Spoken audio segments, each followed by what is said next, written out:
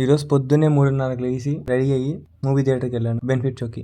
Cinema ఎలా ఉంది, నాకేమనిపించింది అని చెప్పాలంటే, సినిమా నాకు నచ్చింది. ఉస్తాద్ భగత్ సింగ్ మంచిగా కామెడీ, ఎంటర్టైనింగ్గా అట్లా అలా వెళ్ళిపోయింది మూవీ అంతా. పవన్ కళ్యాణ్ అండ్ స్వాగ్ అదంతా అలా వెళ్ళిపోయింది. ఇనిషియల్గా మూవీ స్టార్ట్ అయినప్పుడు నాకు కొంచెం అంటే స్టోరీ బిల్డింగ్ చేస్తున్నారు కదా, కొంచెం ల్యాగ్ అనిపించింది. ఆ తర్వాత పవన్ కళ్యాణ్ ఎంట్రీ నుంచి అంతా ఓకే అయిపోయింది. అట్లా ఇంకా అలా వెళ్ళిపోతుంది. ఎప్పుడో పోస్ట్ చేయాలి కానీ నేను ఒక 2 hours తర్వాత దురందర్కి వెళ్ళిపోయాను. సో నాకు కుదరలేదు వీడియో చేయడానికి. అండ్ ఇంటర్వెల్ నుంచి ఒక మూమెంట్ వస్తుంది మూవీలో, హైగా ఇంకా కొంచెం హై అవుతాం మనం. తమన్ బాగానే కొట్టాడు. అప్పుడప్పుడు అనిపించింది ఎక్కడ నుంచి అన్న కొన్ని సీన్స్ లేపి అలా అనిపిస్తుంది జస్ట్ ఓకే. శంకర్ గారు కూడా అన్ని కల్ట్ ఫ్యాన్ అని ప్రూవ్ చేసుకున్నారు. ఈవెంట్ అంతా అట్లా సెకండ్ హాఫ్ కూడా మంచిగా సాగిపోతూ ఉంటుంది శ్రీలీలతో.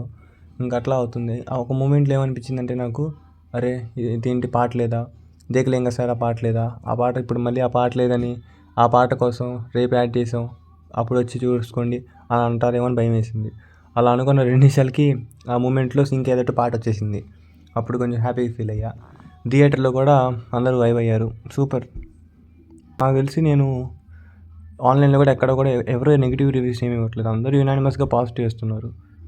సో హిట్, ఇది కూడా హిట్. మన దురందర్ హిట్ అయింది, మన ఉస్తాద్ భగత్ సింగ్ కూడా 2 హిట్ అయినాయి. ఫైనల్లీ ఉస్తాద్ భగత్ సింగ్ హిట్ అయిపోయింది. కానీ మళ్ళీ 2 ఏళ్ళ దాకా పవన్ కళ్యాణ్ చూడలేము, అదొక బాధ. ఎనీవేస్ ఉస్తాద్ భగత్ సింగ్ మాత్రం బాగుంది.